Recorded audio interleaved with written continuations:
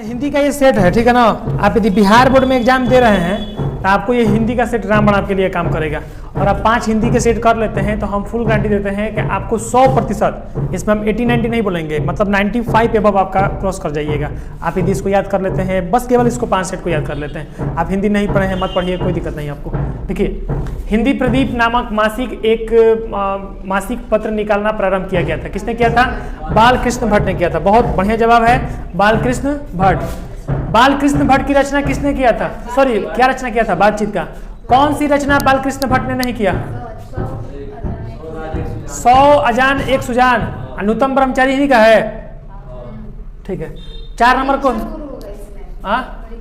परीक्षा गुरु की रचना नहीं किए थे ये। परीक्षा गुरु राइट आंसर, हाँ परीक्षा गुरु ही होगा। कौन सी कृति जायसी की नहीं है इसमें से? मलिक मोहम्मद जायसी की कौन सी इसमें कृति नहीं है? आखिरी कलाम इनका नहीं है, ठीक है। पद्मावत वगैरह इन्हीं का है ना, अखरावट तो इन्हीं का है। सुमेरु का पर्याय क्या होता है? कंचनगिरी पर्वत को ही क्या कहते हैं? सुमेरु पर्वत। 6 नंबर क्वेश्चन है, चंद्र सर गुलेरी का जन्म कहाँ हुआ था? शर्मा जी का जन्म गुलेर गांव में हुआ था ना। जयपुर के गुलेर गांव में। तो इसमें सही विकल्प जो होगा तो वो तो गुलेर गांव में ही होगा ना, क्योंकि गुलेर गांव सबसे पहले ऑप्शन मिल रहा है। जब चारों ऑप्शन सही है तो चारों ऑप्शन में जो पहले मिल जाए। गुलेरी का बताए भी थे, गुलेरी का जन्म गुलेर में हुआ था। क्वेश्चन नंबर 7 है कि तेरी कुड़माई हो गई, ध्यान से, तेरी कुड़माई हो गई किसने कहा था भाई? तो उसने कहा था। लहना सिंह किस कहानी का पात्र है? उसने कहा था। देखिए सब ठीक हम लोग करते जाएंगे।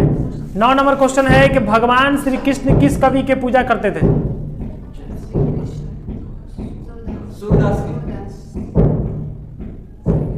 किस कवि के पूज्य थे? सूरदास। सूरदास, कृष्ण का पूजा सूरदास करते हैं। सूरदास किस भाषा के कवि हैं? ब्रज भाषा। लोकनायक के नाम से प्रसिद्ध हैं? जयप्रकाश नारायण ने संपूर्ण क्रांति वाला ऐतिहासिक भाषण कब दिया? 5 जून 1974 पटना के गांधी मैदान में। प्रजा सोशलिस्ट पार्टी का गठन कब हुआ था? 1992 में। तुलसी के बचपन का नाम क्या था? राम बोला। कौन सी कृति तुलसी की रचित है? रामचरितमानस। किस रचनाकार की पंक्ति है? नारी स्वप्न है, राम से दिनकर। बस ऊपर लिया, बस घुस जाओ उसमें, टाइम नहीं वेस्ट करना है। किस रचना पर दिनकर को साहित्य अकादमी पुरस्कार मिला था? साहित्य के 4 अध्याय। प्रेमचंद्र क्या थे? बोलो बच्चा। कथाकार थे। बहुत सुंदर। आप खुद सोच लीजिए, आप लोग जज कर रहे हैं अपने आप को, आप कितना बता रहे हैं, आपका टेस्ट चल रहा है, समझ लीजिए। नाभादास किसके समकालीन थे? तुलसीदास के समकालीन। हाँ ठीक है, तुलसीदास के थे, ठीक है। नाभादास किस काल के कवि थे?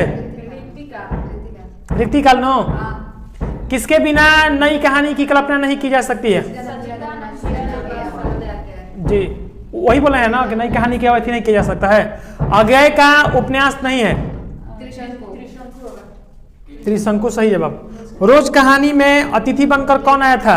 मालती का चाचा, भाई, दूर का रिश्तेदार। दूर का भाई, वही ना, सही जवाब है। भूषण की कविता है। भूषण की कविता कौन सा है? कविता है, जी बिल्कुल सही है आपका। भूषण के पिता का नाम क्या है? रत्नाकर त्रिपाठी राइट आंसर है। भगत सिंह ने कैसी मृत्यु को बोली है? देश सेवा के बदले फांसी पर लटक जाओ।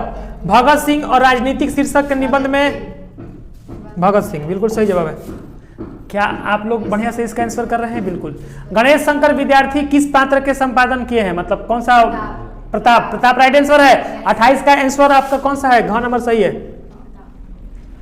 29 नंबर क्वेश्चन है कि जयशंकर प्रसाद किस काल के कवि थे? आधुनिक काल सही आंसर है इसका। जयशंकर देखिए नाम से ही लगता है कि एक घड़ी के होंगे, यानी कि आधुनिक काल होंगे। कंकाल क्या है? कंकाल एक उपन्यास है। उपन्यास है। ओ सदा नीरा से संबंधित नहीं है।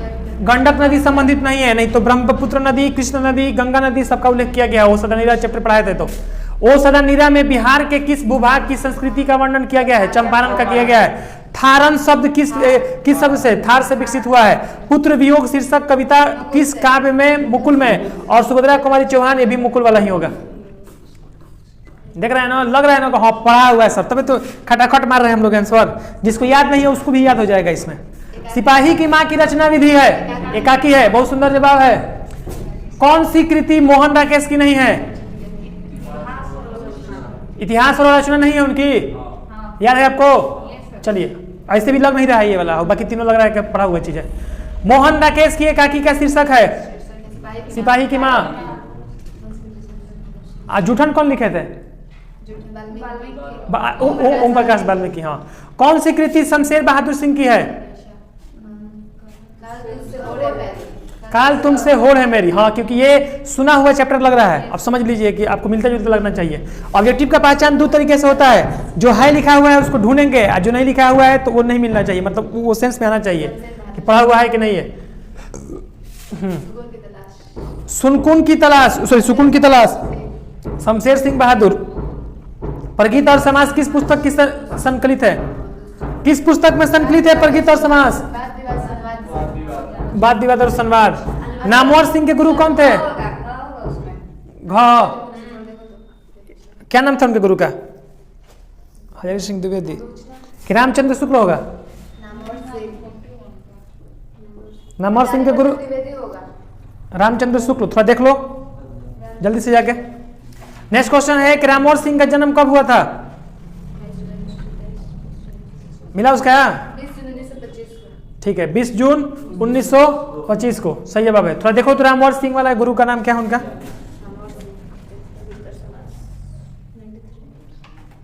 जल्दी से।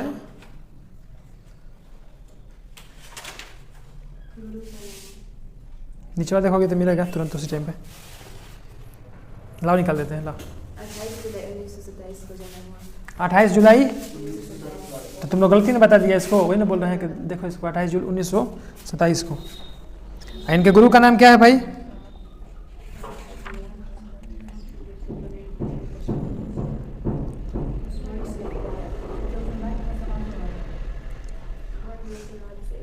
जोधपुर में जन्म हुआ।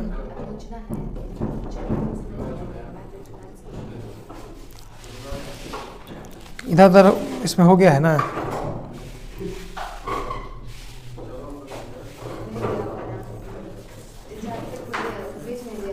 इसमें नाम नहीं मिल रहा है, कहीं देखना पड़ेगा गुरु का नाम इसमें। ठीक है ठीक है, इसको देख लिया जाएगा। मेरे हिसाब से रामचंद्र शुक्ल शायद हम सुने थे कहीं, तो उसके हिसाब से अपना देखो। यहाँ पर 44 नंबर क्वेश्चन है कि कौन सी रचना मुक्तिबोध की नहीं है? मुक्तिबोध की कौन सी रचना नहीं है इसमें से? बिहारी पुनर्मूल्यांकन, कामनी, भूरी भूरी खाक धूल। चलो, कौन सी कृति मुक्तिबोध की है? मुक्तिबोध की कौन सी है? चांद का मुंह टेढ़ा, ये है उन्हीं का है ना। ओम प्रकाश वाल्मीकि की रचना कौन सा है? रोज सही आंसर। ओहो, जूठन सॉरी, जूठन इनका सही रचना है। 47 नंबर क्वेश्चन देखिए, दलित साहित्य सौंदर्य शास्त्र के रचनाकार कौन है? ओम प्रकाश वाल्मीकि। आत्मकथा लेखक की माँ किसके यहाँ काम करती थी? ब्रह्मदेवता के घर। और अधिनायक किस कवि की रचना है? रघुवीर सहाय। बच्चा जानता है। रघुवीर सहाय का जन्म कब हुआ था? 1929 को। देख लेना भाई। मलयाज का जन्म कब हुआ था? श्योर? 1935। देख लो, राइटर का जन्म और मृत्यु, माता पिता, गुरु का नाम याद रहे तो 10 नंबर ही तेरे मिल जाएगा। सबको याद कर लेना है। राइटर का जन्म, मृत्यु, कब शिक्षा मिला, माता का नाम क्या था, पिता का नाम क्या था, गुरु का नाम क्या था, 10 नंबर रखा हुआ रहता है इस समय। कौन सा कथन सही है? रचा हुआ यथार्थ। कौन सी कृति विनोद कुमार शुक्ल की है बच्चा? कुछ पत्ते पर चिट्ठियां हैं। ठीक है, विनोद कुमार शुक्ल का जन्म कहाँ हुआ था? सही जवाब उत्तर।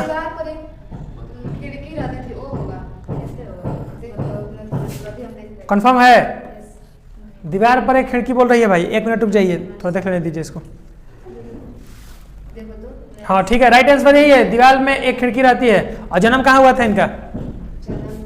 उत्तर प्रदेश, छत्तीसगढ़ राइट आंसर है। इसके बाद है कि पत्नी बिटिया को क्या दिखाती है? हाँ, क्या समझाती है ना? हाँ, समझाती है। कहानीकार को सपने में बोलने और चीखने की आदत है, किसने बताया है? माँ ने बताया। हाँ, क्या नहीं हो रहा? इसको ही हो गया क्या? ओहो, हाई वाला इधर खुल गया है पूरा, क्लोज चलेगा। चलो कहाँ हम लोग हैं? 56। तो कौन इसको बताया है? माँ ने बताया है। लेखक की माँ ने, वही ना तिरछ वाला चैप्टर था हम लोग का। हाँ, पंडित राम अवतार क्या थे? ज्योतिषी जी, ज्योतिषी और वैद्य दोनों थे ना, तो घ नंबर आंसर इसका सही हो जाएगा। कौन सी कृति उदय प्रकाश की है? तिरछ। उदय प्रकाश की दरियाई घोड़ा। हाँ, तिरछ तो नहीं है इसमें ऑप्शन में ना, तो दरियाई घोड़ा सही ऑप्शन है इसका। मशक वाला क्या क्या कर रहा था? सड़क सींच रहा था, पानी नहीं पटा रहा था, और विजय करके लोग उधर से आए थे उसके लोग। 60 नंबर क्वेश्चन है कि अशोक वाजपेयी किस काल के कवि हैं? आधुनिक काल, राइट आंसर। जय कृष्ण मूर्ति किस रूप में देखे जाते हैं? हाँ, दूसरे बुद्ध के रूप में। जय कृष्ण मूर्ति को ही दूसरे बुद्ध कहा जाता है। जय कृष्ण मूर्ति के संबंध में कौन सी तथा सही है? जी बिल्कुल, वे प्रायः बोलते थे और संभाषण करते थे। चलिए भाई 63 नंबर क्वेश्चन पे सीधे चलते हैं हम लोग। देखिए यहाँ पर, ज्ञानेंद्र पति को सन 2006 में किसके लिए साहित्यिक अकादमी पुरस्कार मिला था? ज्ञानेंद्र पति को। सही जवाब क्या होगा बच्चा? घ 2006 में उनको आंख हाथ बनते हुए गंगा तट, आंख हाथ बनते हुए सही आंसर इसका। किस कवि ने इन शब्दों का प्रयोग किया है? उठौना दूध लाने वाले बूढ़े ग्वाला दादा के, ये उनका लिखा हुआ है। वो हाँ 63 गलत है ना हम लोग का, संस्यात्मा सही है। और ये वाला उठौना दूध लाने वाले बूढ़े ग्वाला दादा आया करते थे, वो कौन लिखे हैं? बेटिया को उसमें लोहा हुआ शायद दिखाया जाता है कि दूसरा चैप्टर है ये? खटखट का आवाज आता था, ज्ञानेंद्रपति जी, ज्ञानेंद्रपति सही आंसर इसका, देख लीजिएगा एक बार। जबकि चौका चौध रोशनी में मदमस्त ऑर्केस्ट्रा बज रहा कहीं बहुत दूर, किस कवि की कविता की पंक्ति है? गांव का घर, वही तो बोल रहे हैं कि ये चैप्टर देखो, ये भी गांव का घर में कहीं है, ज्ञानेंद्रपति द्वारा लिखा गया है। और दशानन में कौन सा समास है? दशानन में सही हम लोग का कौन सा समास है? हाँ आइए, अच्छा थी कहिया है सम्मेलन? संडे को। हाँ ठीक, नहीं तब कोई है नहीं, आ रहा समझ में ना? हाँ कौन सा है? कर्मधारय बहुब्रीहि समास। राजा रंक में कौन सा समास है? ओहो, राजा रंक उल्टा जुल्टा है ना, हो द्वंद्व समास है। भर पेट में कौन सा समास है? भर पेट भर प्लस पेट कर्मधार होगा, भर के पेट, और यही भाव समास होगा। किस शब्द में तत्पुरुष समास नहीं है? तत्पुरुष समास किस में नहीं है? मंदान। हाँ ये तो हम लोग भूलिए गए थे कि नहीं पूछ रहा है, इसमें हम देख रहे हैं कि कौन सा होगा। दाल रोटी उल्टा है, ये कौन सा समास है? द्वंद्व समास है। जगदीश शब्द का संधि क्या होगा? जग प्लस दीश, जगत प्लस ईश, इसका सही जगत प्लस ईश। हाँ ठीक बोल रही है, जगत प्लस ईश ये सही होता है, ये वाला नहीं सही होता है। हाँ जगत होता है, जगत प्लस ईश होता है। महर्षि शब्द में कौन सा संधि है? महा प्लस ऋषि, वही सही है, महा प्लस ऋषि, महर्षि। और पावन में कौन सी संधि है? पावन में कौन सी संधि है? बोलिए। पावन में तुम पर्दा बढ़िया कर ना दीजिए, स्लाइड आ रहा होगा, बढ़िया सब खराब हो जाएगा। आयादी संधि, पावन, पाम एक आवन, हर हाँ आयादी संधि, आयादी संधि, गुण संधि, वही सब है ना, पावन और उसमें मात्रा रहता था। मनोनुकूल में कौन सी संधि है? स्वर संधि, व्यंजन संधि या विसर्ग संधि? विसर्ग संधि नहीं है, ये कंफर्म है। और मनो संधि कूल ना, व्यंजन संधि कैसे हो जाएगा? मनो प्लस अनुकूल, स्वर संधि, अनुकूल, व्यंजन संधि होगा, व्यंजन संधि होगा। खुश दिल में कौन सा उपसर्ग है? खुश दिल में कौन सा? खू होगा ना, खुश प्लस दिल होगा ना, हो तो खुश हो जाएगा। हम क्या कर रहे हैं, जैसे कि उपसर्ग बनता है तो कैसे बनता है? खुश प्लस दिल, खुश दिल हो जाएगा। एक हो जाएगा खू प्लस सदिल, तो सबसे छोटा है छोटी, लेकिन कहने का मतलब है कि खुश उसका ये भी तो बनना चाहिए, संधि विच्छेद भी तो होना चाहिए। ये भी तो सिखाए थे कि उसका संधि विच्छेद भी होना चाहिए। तो खू प्लस सदिल बढ़िया नहीं तो बैठ रहा है, तो खुश हमारा सही हो जाएगा। इसमें संधि विच्छेद करके देखो, प्रत्येक में कौन सा उपसर्ग है? प्रत्येक में ये प्र उपसर्ग होता है, ये सब लोग जान रहा है। कौन नंबर सही है इसका? आप पणिक में कौन सा उपसर्ग है? पणिक में भी यही वाला उपसर्ग होता है हमारा, प्र ही होता है। प्रणिक ईक हो जाएगा तो प्र ही उपसर्ग होता है इसमें भी। जहां आधा वर्ड आ गया ना तो उसमें ज्यादातर यही होता है। सुकवि में कौन सा उपसर्ग है? हाँ, सुकवि, सु प्लस कवि, ख नंबर सही है। कवि, ठीक है। ममेरा में कौन सा प्रत्यय है? ममेरा, आ प्रत्यय है। सबसे छोटा कौन है? मम प्लस मेरा, म प्लस मेरा, म प्लस मेरा। मेरा में सबसे छोटा, मेरा नाम का तो कोई नहीं आ रहा है। मम प्लस एरा, हाँ मम प्लस एरा आ रहा है इसमें। रुको ना, का इसमें एरा जो है ना, मम प्लस एरा में से टूटता है। मम प्लस एरा, हाई वाला एरा रहेगा नो, डबल इस पर एकले रहता है तब हाई वाला ए उठता, हम लोग एरा उठता। मम प्लस एरा सही है, लेकिन इसमें भी छोटा हम लोग का कौन सा कर दिया? रा कर दिया इसमें, तो रा आंसर इसका सही हो जाएगा। लिखावट में मूल शब्द प्रत्यय अलग कीजिए। लिखावट में मूल शब्द का प्रत्यय अलग कीजिए। हिंदी में या इंग्लिश में डुबाने के लिए ग्रामर तैयार रहता है हमेशा, ना तो किताब में तो कोई दिक्कत नहीं है। ग्रामर दिक्कत नहीं करता है, जिसका पढ़ा हुआ है ना उसको, हाँ ध्यान से समझिए, आपके पास समय तो पूरा है भाई। चलिए, लिखावट में मूल शब्द क्या है? लिख प्लस आवट, हाँ लिख प्लस आवट सही हम लोग का लिखावट। और प्रकाश में कौन सा प्रत्यय होगा? प्रत्यय सबसे लास्ट में होता है। प्रकाशित, ईत होगा, ईत हाई वाला ईत होगा, क्या होगा? लचकीला, लचकीला में कौन सा प्रत्यय है? ईला, ईला, ईला, ईला। किस समूह में सभी शब्द कमल के पर्यायवाची शब्द है? जलद, तयोड, नीरज, पंकज। सब में मिलना चाहिए बबुआ, एक और मिस्टेक होगा तो नहीं मिल पाएगा उसमें। वाणिज्य, इसमें एक वाणिज्य लग रहा है। जलज, तयोज, तयोज होता है क्या? तयोद, वरीज होता है, वरीज ग नंबर होगा, वरीज है इसमें। चलो, निम्न में से कौन सा शब्द यमुना का पर्यायवाची नहीं है? भागीरथी तो गंगा का पर्यायवाची है ना, हो। अरे बोल रहा है कि यमुना का पर्यायवाची नहीं है, तो भागीरथी गंगा का पर्यायवाची है, तो भागीरथी नहीं हो गया। 84 नंबर देखिए बबुआ, चांदनी का पर्यायवाची शब्द नहीं है, देखिएगा ध्यान से। रात्रि हो, सीना, कौमुदी, ज्योत्सिना, ज्योति का मतलब प्रकाश होता है ना, रात्रि मतलब भी वो चांदनी ही होता है। आ कमोदी एगो नहीं बुझा रहा है, आ एगो अमृत,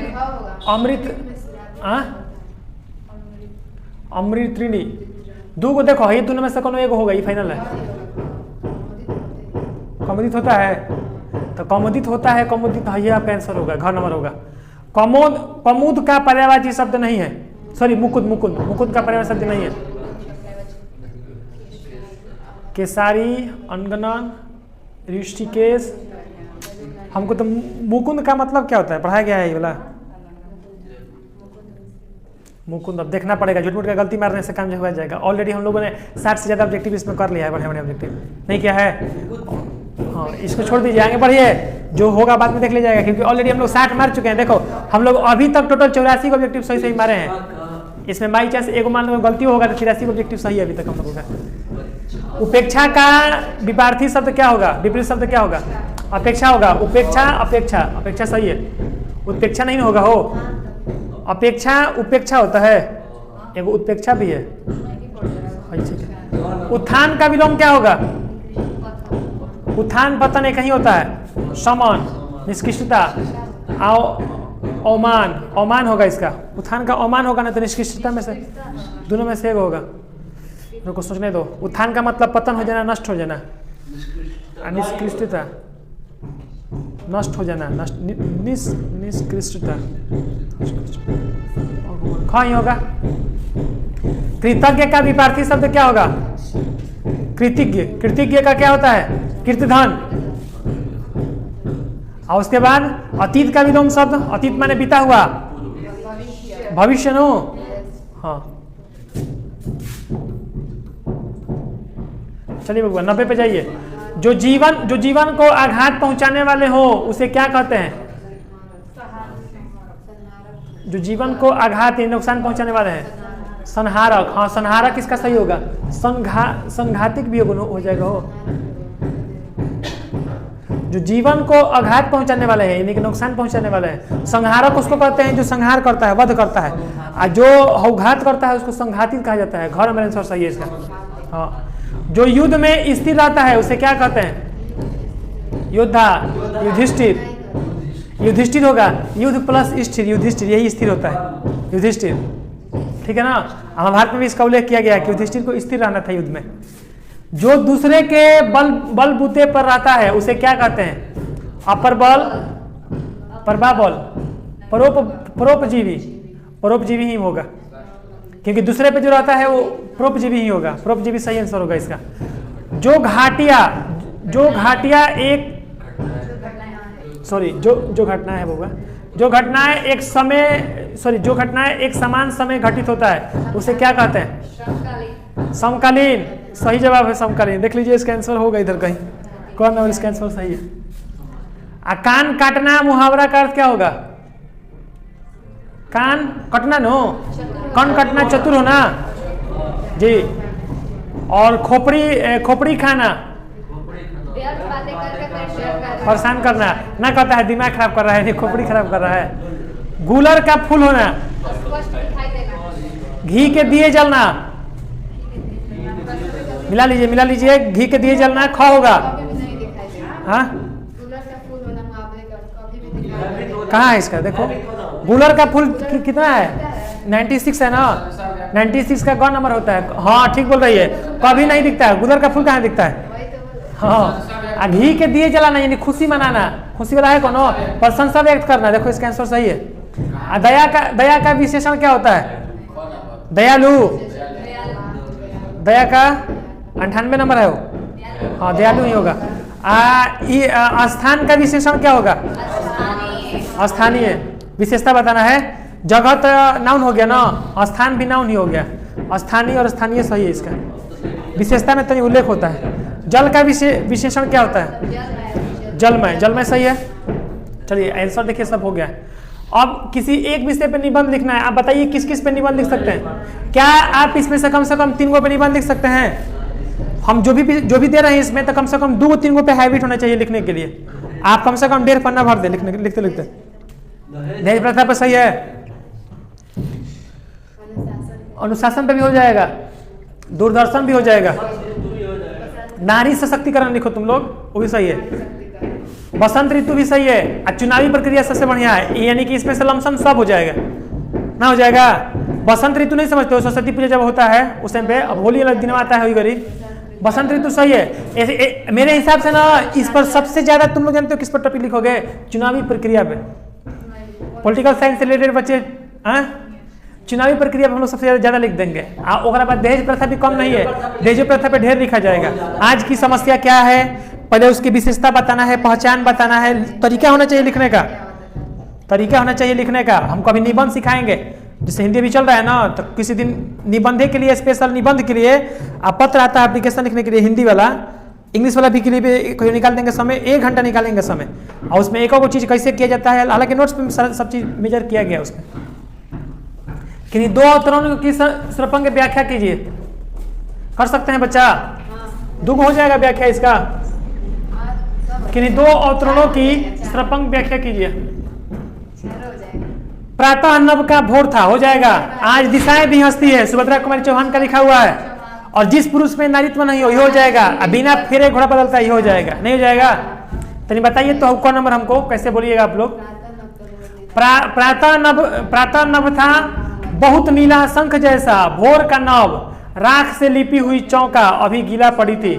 किसके द्वारा लिखा गया है? शमशेर बहादुर सिंह द्वारा लिखा गया पंक्ति है, उषा से लिया गया है, जिसमें कहते हैं कि जब उषा होता है, उषा सूर्य के पहले, सूर्योदय के पहले के समय को उषा कहते हैं। जब नीला नीला आसमान होता है ना, तो लगता है ना कि शंख जो होता है ना, शंख नीला शंख जैसा एकदम भोर हुआ है। राख चूल्हा गोबर माटी से घर लिपा जाता था, वो समय था। अब तो नीला आसमान लोग भी नहीं करता है। बढ़िया से लिखिएगा उसको।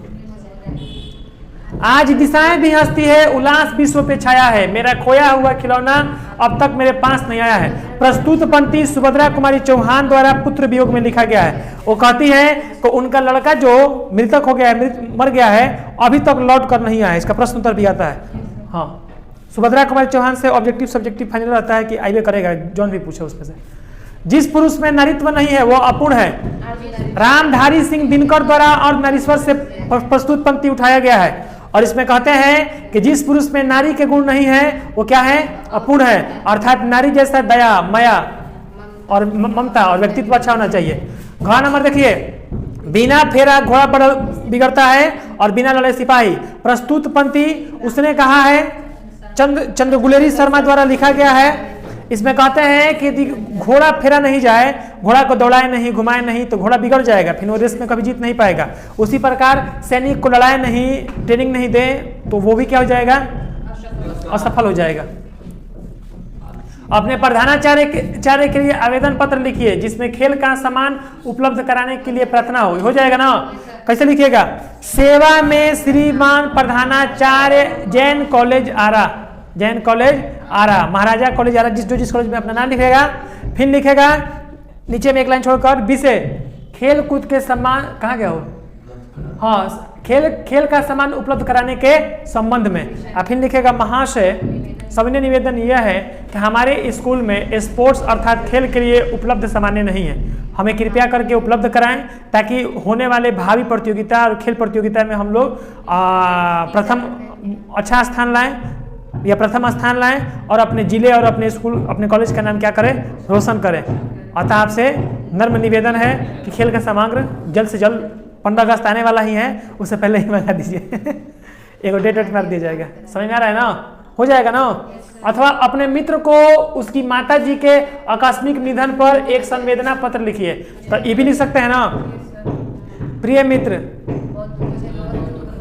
बहुत दुख के साथ, ठीक है ना, दुख हुआ कि माता जी का आकस्मिक मृत्यु हो गया, उसके बारे में तो मैंने हाल चाल पूछ लेना है। फॉर्मल लेटर, इनफॉर्मल लेटर में ज़्यादा दिमाग नहीं लगाना है, जैसे आमतौर पर हम लोग बात करते हैं उसी चीज़ को उल्लेख करना होता है, बस ऊपर नीचे का सारांश केवल मिलाना होता है। निम्न में से किन्हीं 5 प्रश्नों का उत्तर देना है। कृष्ण खाते समय क्या क्या करते हैं? कुछ खात, कुछ गिरावत धरत, ठीक ना?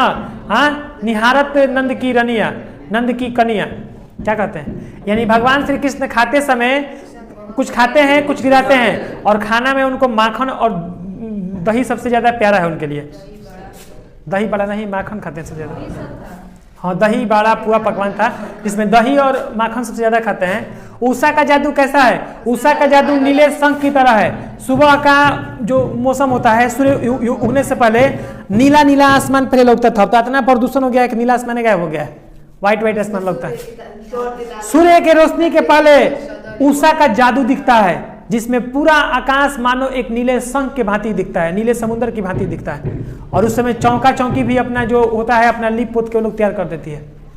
हार जीत शीर्षक में गद्य काव्य में उत्सव कौन और क्यों मना रहा है? शहर के लोग, उस शहर के लोग मना रहे हैं, और क्यों मना रहे हैं उनको ये भी नहीं मालूम है। एक मसल वाला, क्या नाम था उसका? मशक वाला। एक मशक वाला जो था वो पानी सींच रहा था रोडों पे, और उससे पूछा गया तो वो बोला कि हमारी जीत नहीं हमारी हार हुई है। इतना नहीं लिखना है, केवल उत्सव क्यों मनाया जाता था इसी बात को बोलना है। लोग उत्सव मना रहे हैं, लोग तैयारी कर रहे हैं, क्योंकि उनका जो टीम है उनको क्या बोलेंगे, उनकी सेना का जीत हुआ। जी बिल्कुल, उनके सेना का क्या हुआ है, जीत हुआ है, इसलिए वो उत्सव मना रहे हैं। बस इतना काफी है। आप चाहे एक्स्ट्रा में लिख सकते हैं, लेकिन मशक वाला बोल रहा था कि हमारी जीत नहीं हमारा हार हुआ। एक लाइन चला देंगे तो चेक करने वाले को लग जाएगा कि हाँ पढ़ा हुआ बच्चा है। उत्तर सही होना चाहिए, जो प्रश्न पूछेगा ना उसके अनुसार ही उत्तर होना चाहिए, ना ज्यादा ना कम। कम भी लिखने पे नंबर कटेगा, ज्यादा भी लिखने पे नंबर कटेगा। कवित्री का खिलौना क्या है, उसका पुत्र है। कवित्री का खिलौना कौन है, उसका पुत्र है, जो अब तक वापस नहीं आया है। बस इतना आंसर काफी है। हरचरना कौन है, उसकी क्या पहचान है। हरचरना फटा सूथना पहना हुआ, जो जय जयकार करता है, गुणगान गाता है ना। और उसकी पहचान क्या है, उसके पहचान है विद्यार्थी, उसके पहचान है नंगे बूचे नर कंगाल, उसके पहचान है मखमल से क्या बोले थे उसमें, मखमल से जो कपड़े पहने हैं वो लोग हैं, जो पूरा पश्चिम से लोग आते हैं वे लोग हैं। सब लोगों का उल्लेख करना होगा। आर्ट ऑफ कन्वर्सेशन क्या है, पहला चैप्टर का क्वेश्चन है। आर्ट ऑफ कन्वर्सेशन चतुराई से बातचीत करने का एक तरीका है, जो यूरोप के लोगों में ज्यादा प्रचलित है। ये क्वेश्चन अब की बार आने का चांसेस ज्यादा है इसका। चंपारण क्षेत्र में बाढ़ की प्रचंडता का क्या कारण है। चंपारण में बाढ़ की प्रचंडता का कारण है वहां की वनों की कटाई होना, जो सबसे पहले 1325 में गयासुद्दीन तुगलक द्वारा प्रारंभ किया गया था। ठीक है। धांगड़ शब्द का क्या अर्थ है। धांगड़ शब्द का अर्थ होता है भाड़े का मजदूर। अराव भाषा में भाड़े के मजदूर को क्या कहा जाता है, धांगड़ कहा जाता है। जो नील के खेती के संबंध में अंग्रेज उस समय चंपारण, बिहार के चंपारण जिला में उसको क्या किए थे, लाए थे हम लोगों को। मानक और सिपाही एक दूसरे को क्यों मारना चाहते हैं, क्योंकि मानक और सिपाही दोनों अलग अलग देश के क्या है, सैनिक हैं, और वो एक दूसरे को क्या करना चाहते हैं, मारना चाहते हैं। जो कि एक सैनिक का मुख्य मकसद ही होता है अपने दुश्मन को खत्म करना। या उसको और बढ़िया से लिख सकते हैं तो लिख लीजिएगा। जीवन में विद्रोह का क्या स्थान है। जीवन में विद्रोह का स्थान है असफलता, नाकामी। यदि क्रोध और विद्रोह लेकर चलेंगे तो हमारे जीवन में क्या होता है, हार होता है। निम्न में से किन्हीं 5 प्रश्नों का उत्तर लिखना है। उसका सब कर दिए हम लोग, 10 कर दिए। 10 में जो आपको बढ़िया लगेगा ना वही चुनिएगा, 10 मत लिखिएगा। लिख सकते हैं, टाइम है तो लिख सकती हो, बाकी काम हो जाए उसके बाद लिखो तुम्हारा मन। निम्न प्रश्नों में से किन्हीं 3 प्रश्नों का उत्तर देना है। जूठन शीर्षक आत्मकथा में ओम प्रकाश के पिताजी ने स्कूल में क्या देखा और उसके प्रतिक्रियावादी क्या रूप किया। ओम प्रकाश के पिता ने ओम प्रकाश को झाड़ू लगाते हुए देख लिया। अब बस उसके बाद चौंक कर बोले कि मुंशी जी ये क्या कर रहे हो, है ना। ये कितना नंबर का प्रश्न है भाई, 3 नंबर का है, थोड़ा बढ़ा के लिखना पड़ेगा इसको, ठीक है ना। ओम प्रकाश क्या कर रहे हो, उसने कालीराम हेडमास्टर को क्या किया, फटकार लगाया। हार जीत रचना में अशोक वाजपेयी ने किस प्रश्न को उठाया, क्या याद है आपको, बोलिए। वही है ना। हार जीत में किसकी विजय हुई किसकी जीत हुई ये कोई नहीं जानता है, बस सब लोग क्या कर रहे हैं, जश्न मना रहे हैं। उन्हीं का चैप्टर है ना। सब लोग केवल जश्न मना रहे हैं कि उनकी सेना की जीत हुई है। अब जीती है कि हारी है, लेकिन ये मतलब नहीं है। हाँ, किसी को तमुल क्लोहल कलह में कविता का केंद्रीय भाव क्या है। इसमें हृदय मन से कहता है कि तमुल क्लोहल मन में, यानी कि तुम्हारे मन में क्या है, क्लोहल है, आफत है। तुम्हारे मन में क्या है, तुम्हारे मन में कष्ट है, समस्या है। उसको तुम देख लीजिएगा। जो अच्छा से नहीं आता है तो उसको लिखना थोड़ा गलती चीज हो जाएगा, क्योंकि पढ़ा हुआ चैप्टर है, उतना ध्यान नहीं आ रहा हमको अभी। तिरिच कहानी का सारांश बताइए। शॉर्टकट में तिरिच के बारे में समझाना है, समझा दीजिएगा कम से कम 10 लाइन में, 8 से 10 लाइन में। तिरिच में क्या है, किसके द्वारा लिखा गया है, याद है ना कि उदय प्रकाश नारायण द्वारा लिखा गया तिरिच है, जिसमें बचपन में उनके सपने में तिरिच आता है। पिताजी बहुत कम बोलते हैं और उनको तिरिच काट लिया रहता है। रास्ते में कोई उनको धतूरा खिला देता है और बैंक स्टाफ भी उनके साथ बदतमीजी से पेश आते हैं। और एक ऐसा समय आता है कि पिताजी का पता नहीं लगता है, लेखक को फिर जाना पड़ता है। लेखक अपने सपने को जलाने के लिए तिरिच को मारने के लिए जंगल में भी जाता है। शॉर्ट में उसी कहानी को बता देना है, उसी को सारांश कहा जाता है। अर्धनारीश्वर निबंध में व्यक्ति विचार को संक्षिप्त में लिखिए। व्यक्ति विचारों को लिखिए। अलग अलग लोग अलग अलग अपना विचार प्रस्तुत करते हैं। कोई नारू, लिख लीजिएगा। जन जन का चेहरा एक है कविता में गजानंद माधव मुक्ति बोध ने क्या कहा है। जन जन का चेहरा एक है, यहाँ की हवाएं वहाँ की हवाएं एक है, यहाँ का देश वहाँ का देश एक है, हर योद्धा एक है, खाली एक है खाली कर देना है, 2-4 बार हो जाएगा इसका आंसर। संक्षेपण कीजिए, संक्षेपण कर सकते हैं। राजनीति दांव पेंच के किस युग में चुनाव व्यवसाय, एक बार पढ़ लीजिए इसको, थोड़ा देखिए सारांश क्या लिखिएगा आप लोग इसका।